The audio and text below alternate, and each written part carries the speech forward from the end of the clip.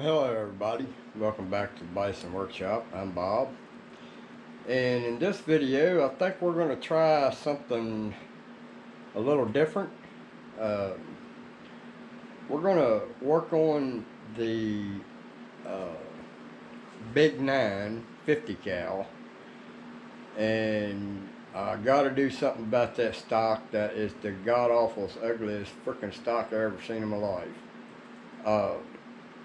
But we're going to try to do something with that. But that's not what this video is about. Right now we're just getting cosmetics, and we don't know how this is going to look. But I would like to make a special suppressor for the 50 cal Challenger. And that's 18 millimeter by 1.0 threads. So I'll put you on the bench back here after we make sure that we've established the coffee. You know what kind of coffee you need. You can't watch my videos without that Trump coffee. We got the Trump station right here. I even went and got a mouse pad for the shop. I'll show you guys this. I got it on eBay. Trump on a Humvee with a big old, I think he's got a Challenger 50 cal with one of my yeah, it's even got my barrel brake on it. See, Trump knows what kind of freaking guns to get. AEA. Anyway, we'll put you down here at the bench. I'll show you what I'm going to do. Alright guys, what we've got here is a fuel filter, and I've already put wrap on it just to try to get an idea of what it's going to look like. But we're going to try to turn this into a suppressor, so we're going to have to do this in a way that it looks good and it's effective. So this is how you get it, and it's a fuel filter, universal fuel filter, and it comes with two different ends depending on what size threads you want. So it comes with these, and they had O-rings on them. I've already taken them off just because they were too tight. And these here also have O-rings on them, but I've taken them off. And then you got a filter, and I've already taken the O-ring and the spring out of it. So we're going to try to turn this into a suppressor for the Challenger Big 9 air rifle. So here's how it goes. This here had an O-ring in there. This one, this very one right here. And it slipped on there with this press fit.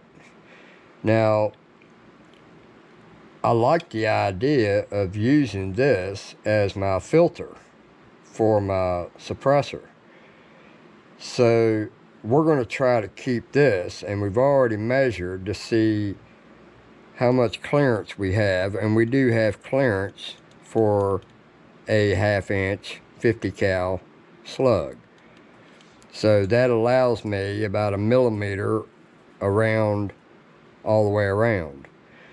So this hole is 2 millimeters bigger than the slug, allowing it to have 1 millimeter all the way around it evenly. So there's no chance of it clipping. So because this here was allowed to move around like that inside the housing, we can't have that. So we're going to have to change some stuff up here. So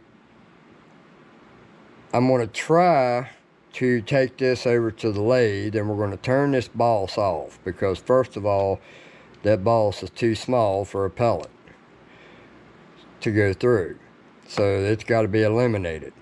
That means this is not going to be centered no more. So that means we're going to have to make some kind of a spacer to go around this that sets down on there, that has a pocket that this goes into, and it'll set in there, and this will keep it centered because the outer diameter will be the same size as the outside of this, and the pocket will be the same diameter as this to take this recess so that it'll stay in the center. And you really only need to do just a little bit in the middle and catch this part right here because it is raised. But I believe I'd rather have, let's say I used a, let's see here, how big would that washer have to be? That washer would have to be about anywhere from 6, well, probably 6 would work perfect. Let's put that on 6 and see how well it does. 602 will work just fine. When I go to cut it, it'll be 6.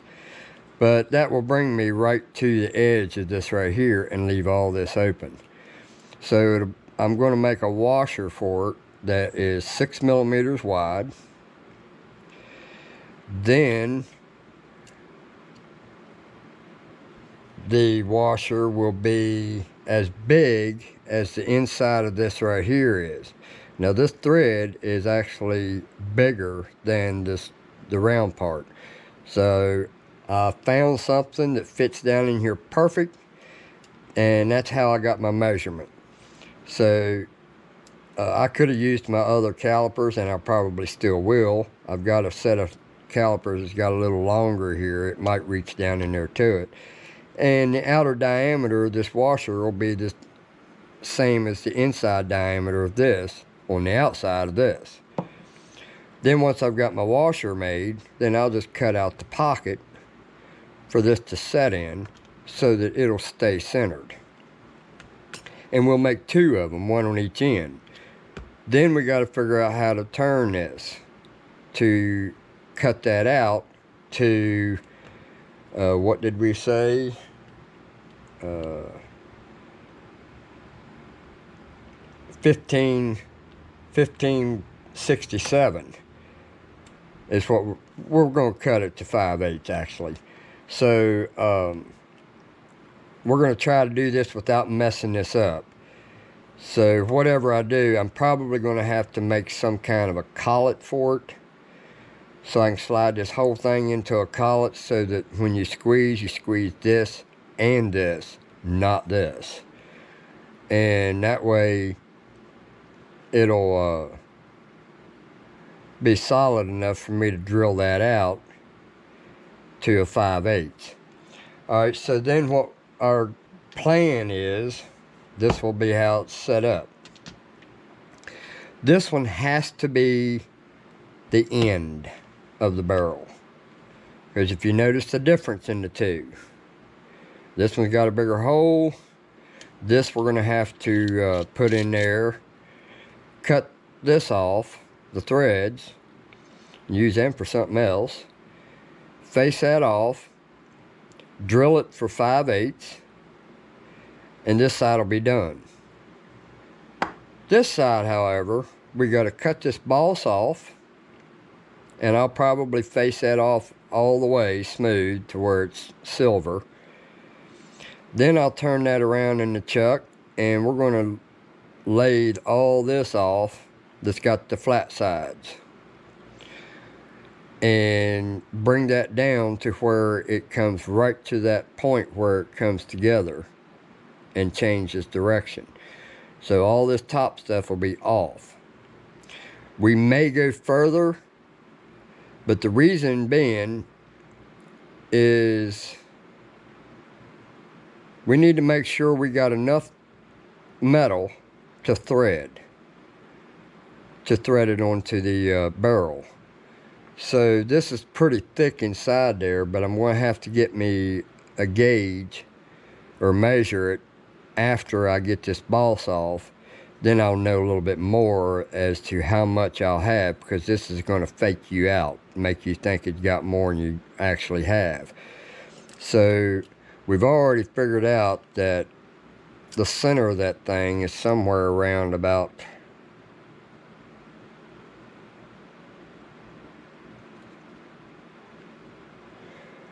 somewhere around about 17 millimeters. So 17 millimeters puts us right at the balls. Well, we gotta have the balls. So we're gonna have to come up here and cut to about, I don't know, halfway maybe, so it has some kind of a chamfer to it. And we'll see if that gives us enough threads, because as far as I can see, it looks to me like the center of this is solid from here to here. So that gives me somewhere around about 14 to 15 millimeters.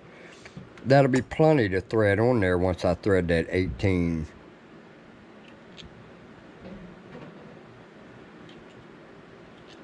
millimeter. So we'll do some lathe work and we'll show you this once we get further. Alright guys, I got ahead of y'all. Sorry, but shit happens. So we seen how it looked before, and all I did was made 2 pieces and modified 2 pieces. This one here is the very beginning. This one is the one that threads onto the barrel. So what I did is recess this in the inside to allow for this, but I needed to shim it, so I ended up using the original bushing that I was going to use anyway and just made that obsolete. So that goes in there, and that's in a pocket so it doesn't move side to side, and then that goes up inside there.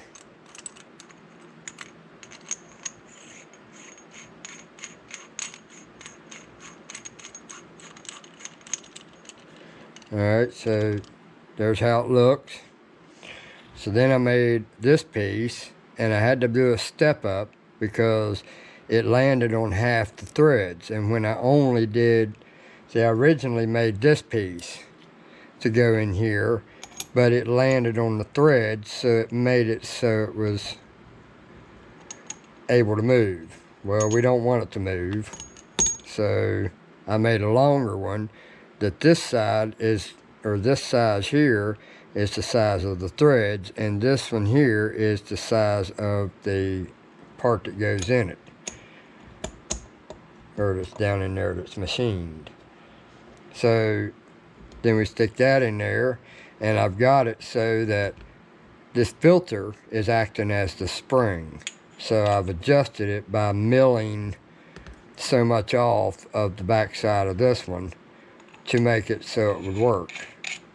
And you see it's got a gap and it's tight. So now we just crank it one more time,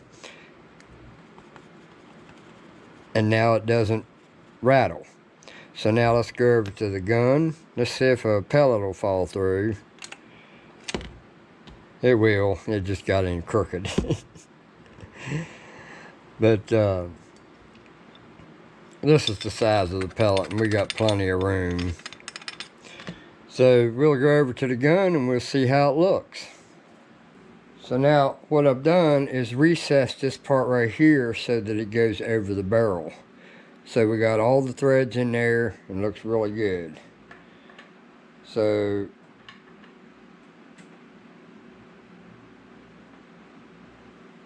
now we've got it threaded on. I had to take my wrap off, and yes, I had to cut it off, so I'm wasting it. But there it is. It's a little fat one, and we're hoping it'll work. And if it doesn't, I guess it doesn't. But that's it. We're going to paint everything once it's done, and then put the wrap back on it.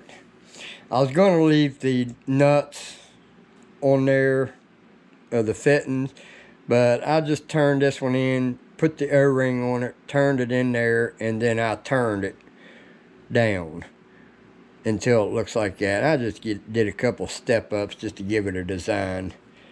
But that looks a lot better than having that old spout sticking out there like that.